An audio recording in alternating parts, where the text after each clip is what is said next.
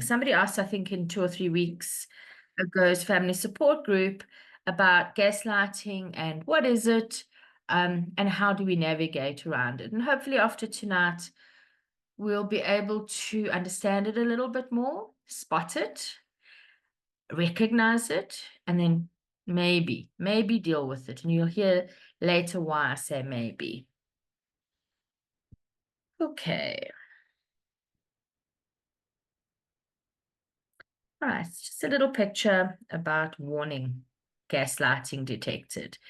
Because I think it's not something that we just pick up very easily. It's something that actually you need to listen, you need to recognize the emotions that are coming up for you, and you need to literally be able to spot it. I think that's one of the things about gaslighting is it's not that simple to detect. What is gaslighting? The term gaslighting derives from the 1938 stage play Gaslight, starring Charles Boyer and Ingrid Bergman. In the film, Boyer's character convinces his wife Bergman that she's imagining things, such as the occasional dimming of the house's gaslights, as part of the ongoing effort to steal her deceased aunt's money and jewels. The gaslights dim whenever he's in the attic searching for the treasure. And over time, his insistent and persistent lies cause her and others to question her sanity. And I'm glad we used this example because it is to detract. He's trying to steal, but they're all worried about the lights, the dimming of the lights. Gaslighting is an insidious form of manipulation and psychological control. Victims of gaslighting are deliberately and systematically fed false information that leads them to question what they know to be true. And I think in this line, I almost want to say question your own sanity, because that's how it feels when somebody's gaslighting us. They deliberately, systematically feed us false information. And depending on the relationship that you're in, if it's your child, it's gradual, particularly if they've become addicted.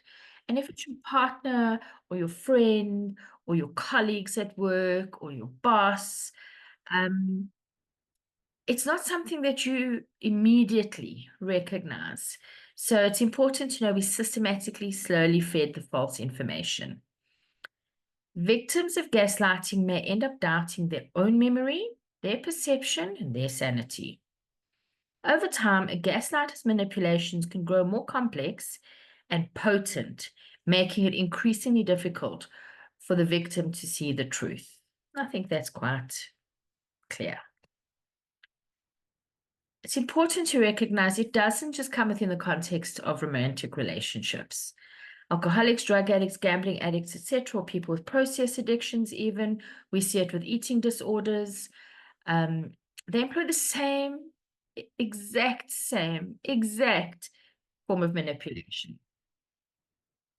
Their actions, and they work hard to convince the spouse, the family, the friend, employer, and everyone else that the person who's addicted, they're not doing anything wrong. And if it looks like they are, then it's because the other person is misperceiving the situation. So an example of this would be, I'm using drugs. I've promised everybody that I'm not. I'm clean. And my behavior starts to change. 50 Rand gets stolen out of a wallet. I haven't done the duties that I'm supposed to do. Things just start creeping in. And then if I'm addressed or confronted, people, I'll say to somebody, "What, are you mad? It wasn't my night to take out the garbage. It was your night. What are you doing wrong with your day that you forgot to take out the garbage? Or, I don't know, the way you spend money, it's so easy to lose that 50 Rand. I've watched you at the shops. There's no stopping you. I'm wondering maybe you've got a shopping addiction." So they twist it it sounds so overt when we reference it like this, but when it's happening, it's actually very subtle and subliminal. Okay, so here's some signs of gaslighting. As we said, it's a form of manipulation and abuse, and it's concentrated on making somebody doubt their reality. It's blatant lying, constant cover-ups, it's denying conversations or events ever happened. It's manipulating others to look at you or see you differently. Then, if you're the person receiving the gaslighting, your self-esteem slowly erodes away and you begin to question what is real. And you start to think that you are bad or mad or crazy. The actions contradict the words. There's broken promises. And then you'll end up feeling like you the one that you have to defend your reality. And it's not a long process. It can happen in the first time somebody gaslights you. But I think the very first time they start doing it, they're also sizing us out to see how much we'll take. And, if this form of manipulation is actually going to work on us. And it does, because they are plausible, they're believable, and they're on point with how they structure the gaslighting. Okay, here's some examples of what gaslighting sounds like. And I'm going to start maybe at the bottom. That never happened. I never said that. Why are you so upset? I was only kidding or joking. Oh, you're so pathetic. You're the one that needs help. You're overreacting. I didn't do that. Here you go again. Why are you so defensive? Oh, you're so sensitive. Are you sure? You're the one with a bad memory. Please stop acting crazy. Can you hear yourself? It's your fault. You're making it up. You're imagining things. You're so thin-skinned. That never happened. And the cycle goes over and over again. And we've given you some examples of what it sounds like. There's a lot more, but these are ones I'm sure that we've heard recently, regularly, not so long ago. But this is what it looks like. This is what it sounds like. Gaslighting tactics. Number one is reality distortion. Very similar to That Wasn't Me by an artist named Shaggy. Reality distortion is a constant denial of speech and actions made by an addict, even those when they have been directly witnessed by someone. They will deny and call your reality into question. And they're skilled at doing this. It's subtle. Seeing it on the screen now and hearing it, and you think, I'm sure I'd pick it up. But when they're doing it to us, we don't. That's why we start questioning, am I going mad? Because somebody saw this, somebody heard this, somebody was party to it. But they'll still deny, and then they'll challenge and call my sanity into question, or the reality into question. They will tell you different things at different times. The hallmark of making conflicting statements as a gaslighting tactic is that the person tries to make you feel like you're making things up. It is a clear-cut indicator that someone is gaslighting you when they say something like, where did you get that idea? And you saying, I got it from you. But they twist it. And there's a lot of other sort of jargon that goes around it. And then again, you question your reality. Name calling. If a gaslighter knows the person they're gaslighting is sensitive or has a low self-esteem, name calling can be an effective and dangerous gaslighting tactic, as these people are more likely to take to heart the ugly names the gaslighter calls them.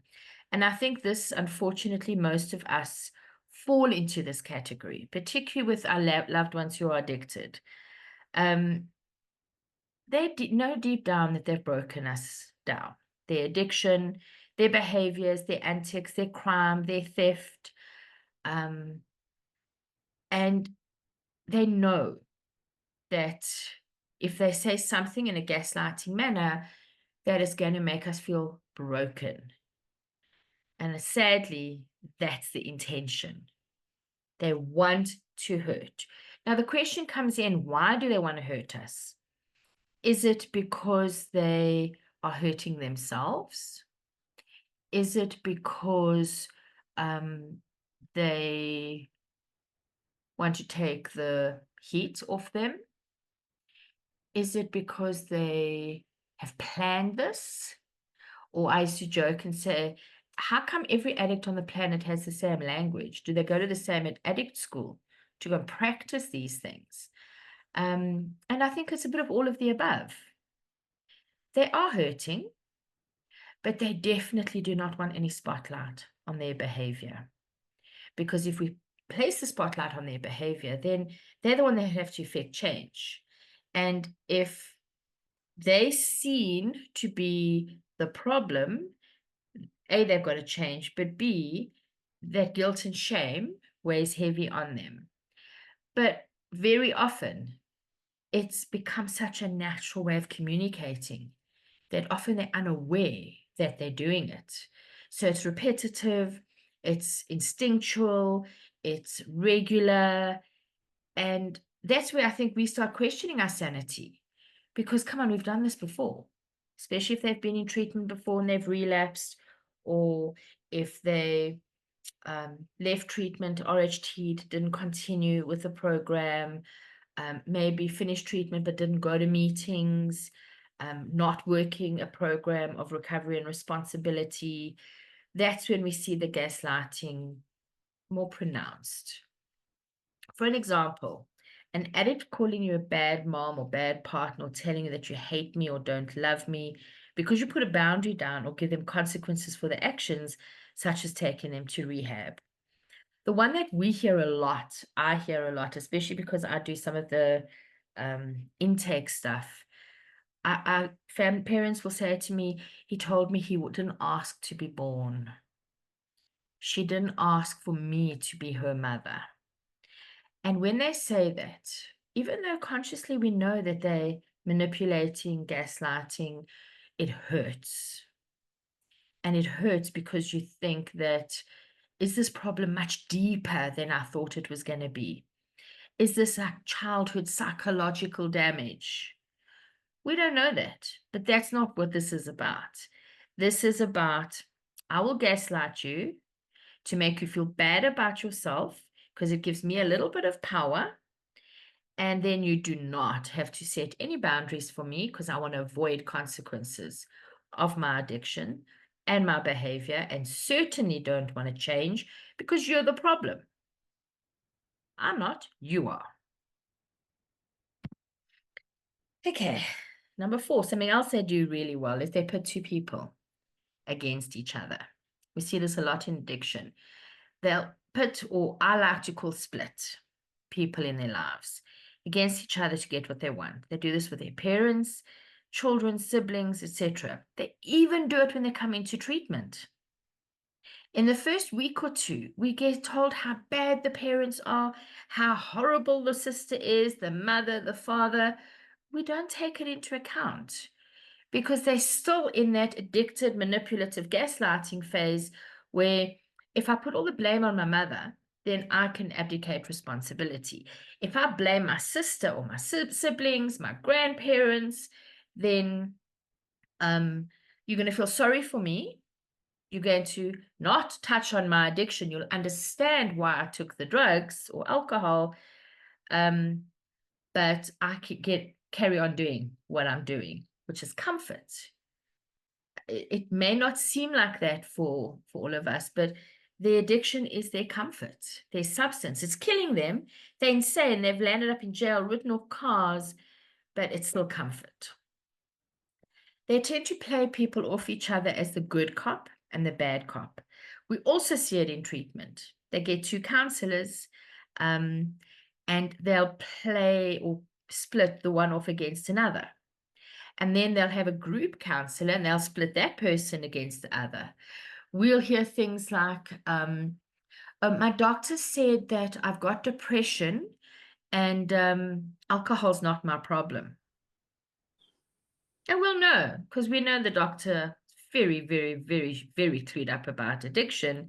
And nobody will be told you can carry on drinking if you've got a drug addiction. But they will believe it and they'll gaslight it and they will gaslight their peer group. And until we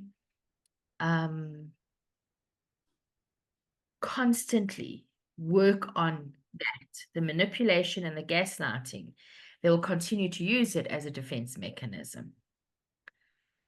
Number 5, there's intentional changes in behavior. As far as gaslighting tactics go, intentional changes in behavior can be damaging because other people, in addition to ourselves, might start to question what's real. For instance, if the addict in your life is aggressive and demanding with you, but only allows others to see them as gentle and supportive, it may lead people to think you're exaggerating the situation. We see a lot of this, lots and lots and lots. They generally tend to split. I call it soft parent, marshmallow parent, and then their perceived tough parent. The marshmallow is the one that they've been able to manipulate and mold into the parent or caretaker that they would like. And then the tough one is the one that might have attempted to set boundaries, doesn't buy the BS, sees through it, and they'll tend to gaslight that person away because the marshmallow is pliable and will give me what I want. Okay. Number 7, deflection. This should actually be number 1. They're going to try and refocus your attention whenever they want, because the ambition is to take us down a rabbit hole so that we lose track to the point of what we were trying to make. They might deflect by making things specifically about you, like by saying that you're too controlling, too evolved, or too emotional. We see this also hourly at the rehabs. Sometimes we will have a team of 12 professionals sitting around a table trying to make sense of this person's process because they're still continuing to use those defense mechanisms, particularly gaslighting and manipulation, but they confuse us, that we actually lose track of the points we are trying to gear towards. A lot of times you may be told, like, I don't get enough time to do my administration at the rehab. I don't get time. How dare they not let us have our phones? We have businesses to run. I have school I need to participate in. I've got to write exams. And it takes us so much PT to try and ascertain, is this the truth? Does this have to happen right now? Gather collateral from the families, phone calls, conjoints. And more often than not, we find out that these things aren't life and death threatening. They're not that urgent. Sometimes they are, but more often they're not, because part of their coping skill is to take us down that rabbit hole and deflect from what's really going on. And we sometimes have to bring them back to, you're here because your life is out of control. And for some of our patients, their lives are at risk. They could die anytime from the amounts, the high-risk behaviors, and it could literally take their life. And we are trying to work with that, and they're saying, I don't have enough time for admin.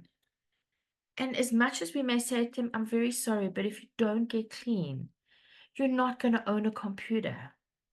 If you don't get clean, if you don't get sober, yes, your parents may not ask you to leave the house, but if you land up in a grave, it doesn't matter about deadlines.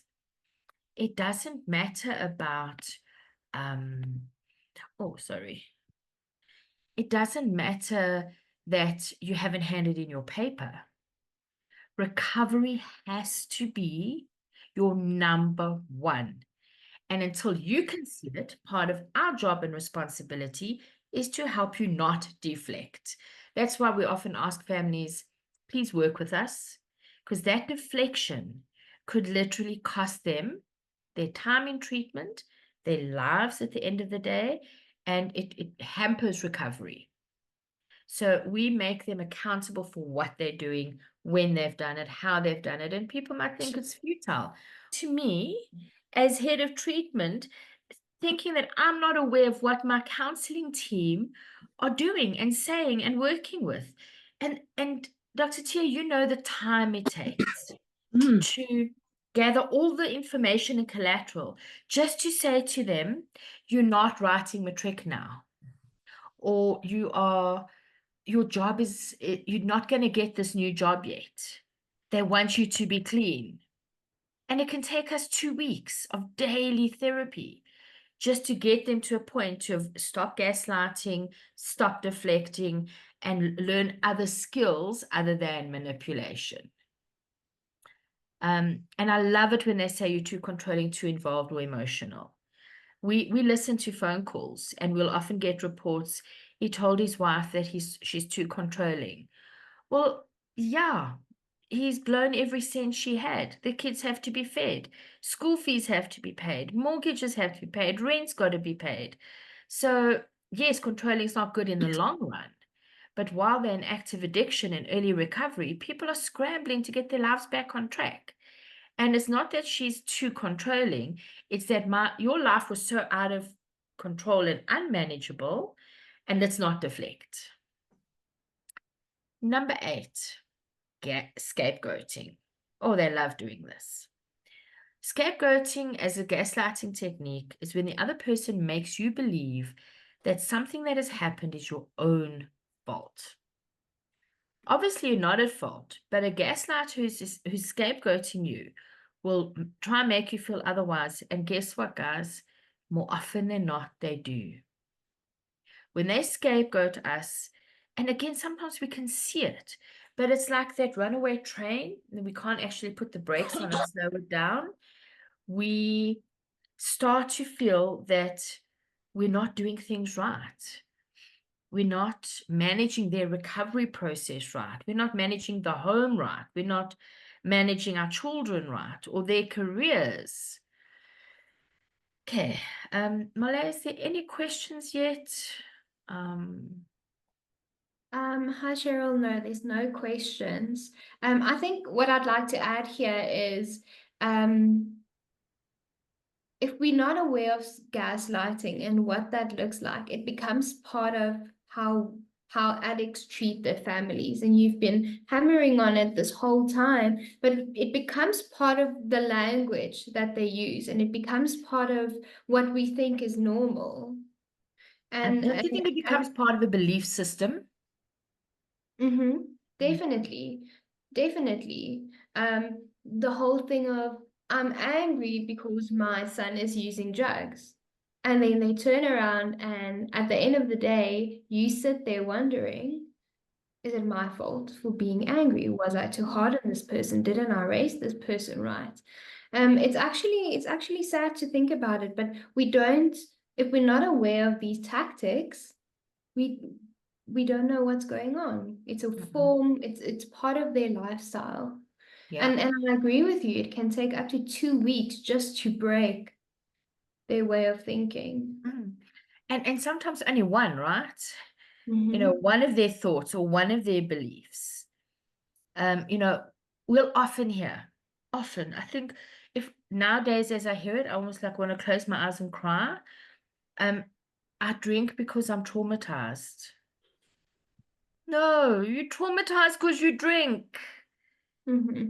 Yeah, of course, everybody's got a bit of trauma in their life. Some people have got massive, but you drink because you're an alcoholic, not because of the trauma. And we will work ourselves to the grave trying to challenge it and work with it. And then very often one of their peers in group will say, oh, I just drink because I'm an alcoholic. And then ding dong, the light goes on. And then the next session, the person is not saying I'm drinking because I'm traumatized. They'll say, I can't believe I'm an alcoholic. Mm-hmm. I'm that alcoholic. And that's the power of group therapy. That's the power of the recovery process. But I think we're also asking you as families, be mindful of gaslighting, the deflecting, the scapegoating, because you're going to get it on those phone calls, at the River Manor visits. You're going to get it because they still need that coping skill. Mm-hmm. Yeah.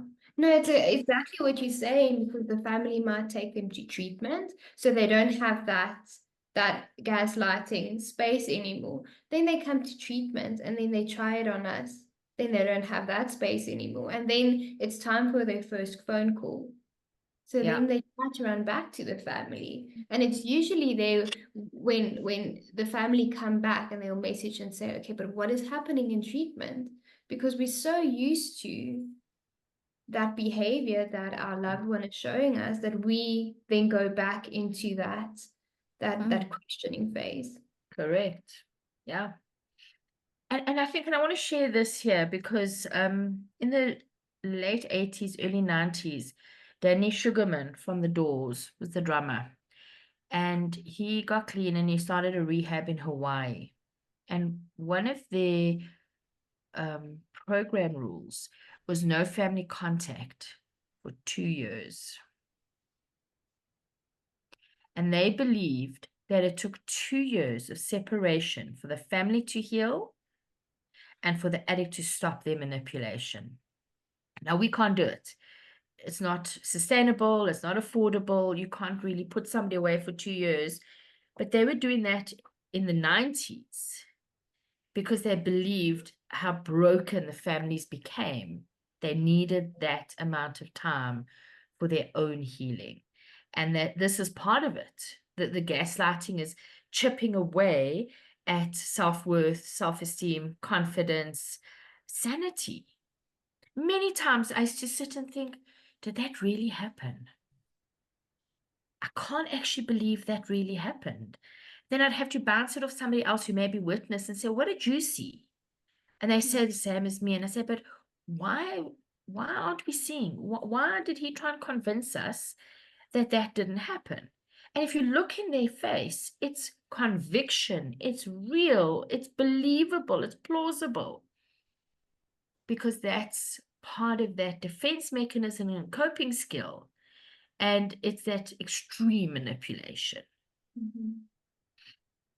Okay, so I often phone Sheryl in the middle of the night, or she phones me, and we're like, what did you see here?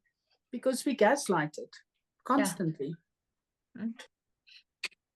now the team talks all day, from 7:30 in the morning till 6, 7 o'clock at night. Sometimes 6 cases, sometimes 12 cases, and sometimes one, because we can't believe what we're being told.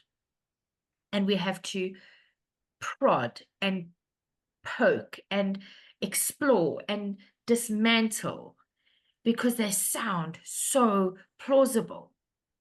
They're not going to talk about a broken drain to a dentist. So if they talk about a broken tooth, the dentist will relate. Our clients tell us there's a broken drain and the dentist must fix it. And we start believing that the dentist must fix it, because they've bamboozled us with so much BS that we start thinking, who fixes drains, the dentist or the plumber? And that's a silly example, but that's how you all have to have had lived with your loved one. Okay, so the lies that addicts intentionally perpetrate upon their loved ones so they can continue their addictive activity without interference is absolutely relentless. So all of you, I'm sure, can relate before they came into treatment that you feel, we all know about the drama triangle. the victim, the rescuer, and the perpetrator. And when you get them into treatment, you feel like you've been violated, broken down, like somebody's hammered, perpetual, because of that relentlessness. And usually they are just plausible enough to possibly be true. And when these gaslighting behaviors continue over a long period of time, the victim of the gaslighting, which is us, may begin to doubt his or her feelings, intuition, and eventually start believing that the addict's lies and manipulative defenses. When this occurs, the victim of gaslighting often takes on responsibility for the problems being experienced, even though the addict is the one causing the vast majority of those problems. So if you cast your minds back to a time when this happened to you, and you see where you took on responsibility for the problems that they created, but they convinced us, we participated, provoked, or even created, and then we're the ones that have to fix up the mess, clean up, and take responsibility for them. Which, hearing it that way, you think, my God, was I mad? And yes, gaslighting, manipulation made us insane.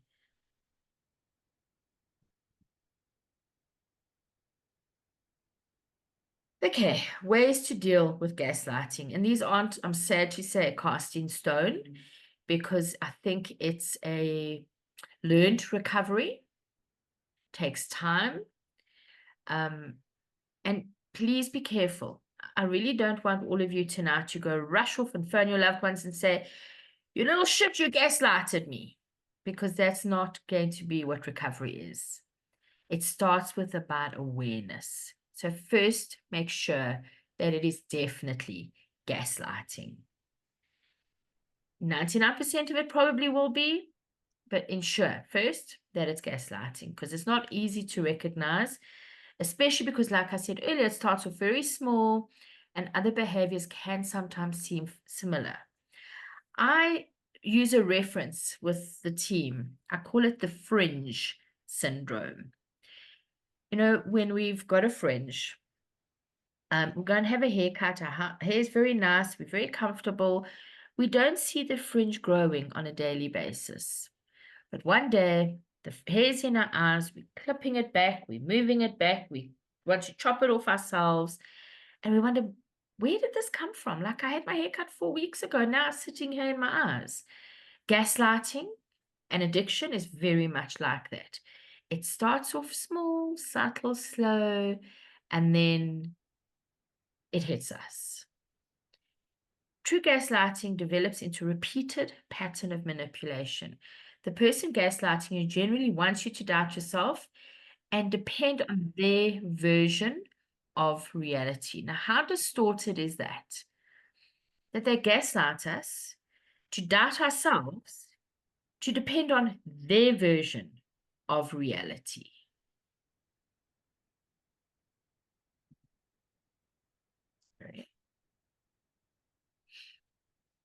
Number 2, take some space from the situation. This can happen, I think, when they come into treatment. It gives you a little bit of breathing room, because it's understandable to experience a lot of strong, powerful emotions when dealing with gaslit.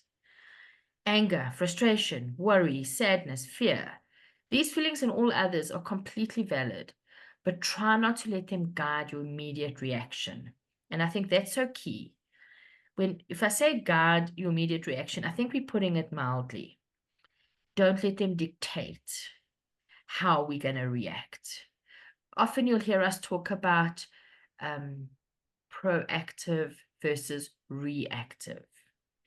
And we do need to take some space, take a step back, and start figuring all of this out and deal with our emotions separately, but also recognize that we can't let them dictate and guide our reaction, but also our process.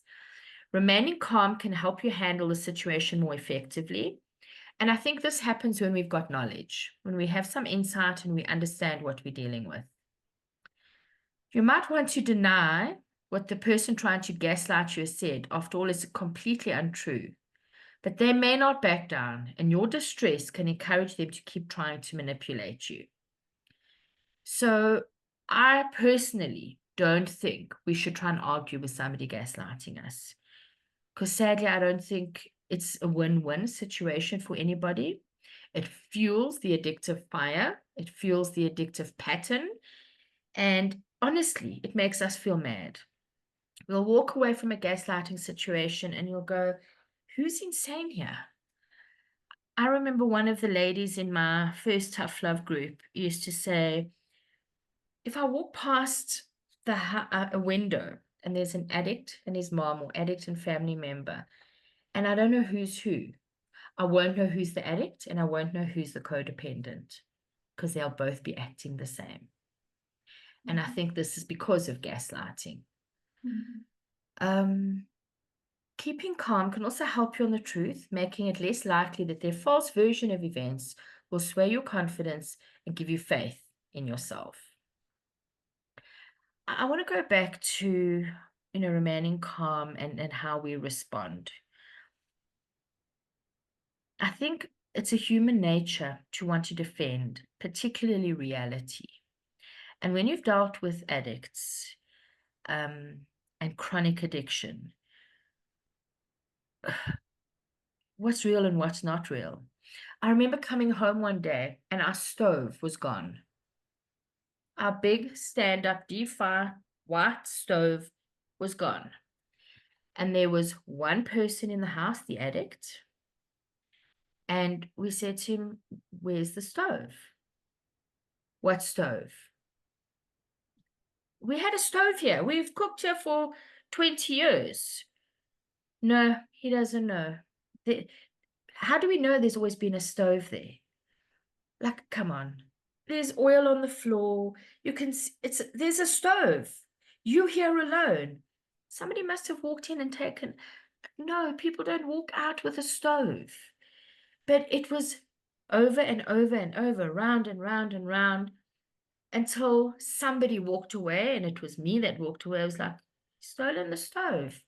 This is a new one, even for you. But we could have fought about it for months. But the stove was gone.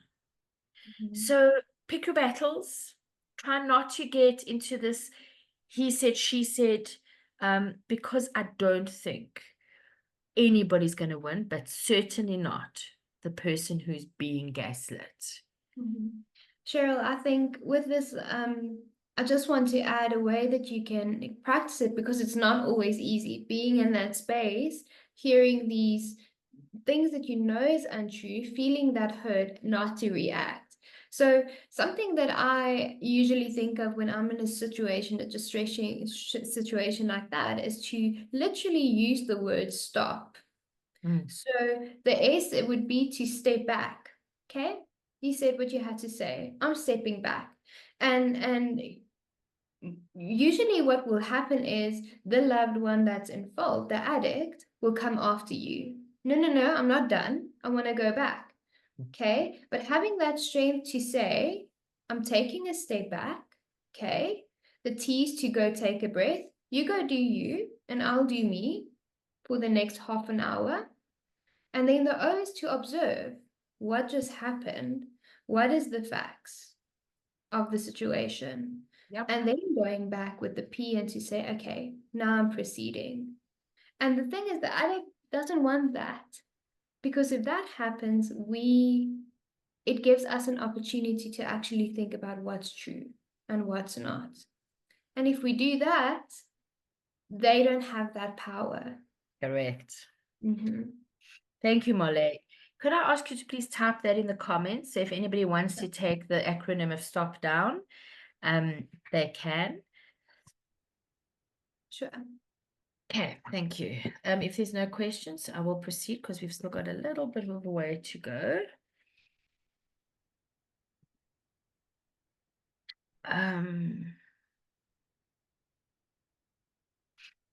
Get some physical space. Suggest taking a break and revisiting the topic later.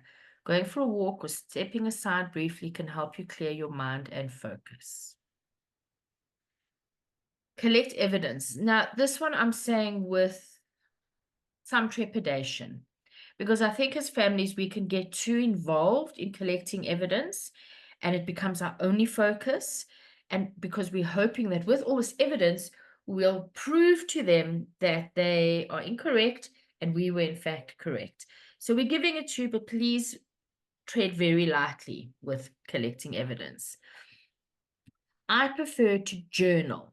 I ask people to rather keep a note, a written note of your interactions, what happens for you, particularly if they're trying to gaslight you, keep track of what's happening. And if they do deny a conversation or event took place, you can go back and check the truth for yourself. I must be honest, I've tried this, and trying to get him to read the piece of paper was impossible.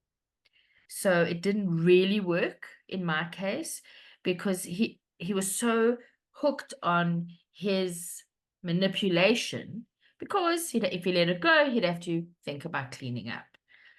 Some ideas: save or take screenshots of texts and emails, take photos of damaged property. That one I think is important, particularly if they don't go into recovery and it gets into a legal battle. Note dates and times of conversations. Summarize your conversations with direct quotes when possible. Now, with this one, if they're in recovery, please don't reference this when they're working through their stuff. This is for an attempt to address gaslighting and the crazy behavior. But in recovery, please don't use this to abuse them and say, well, it was Thursday at 3 o'clock, not sometime that week. Okay, speak up about the behavior. Gaslighting works because it confuses you and shakes your confidence. If you show that the behavior doesn't bother you, the person trying to gaslight you may decide it's not worth it.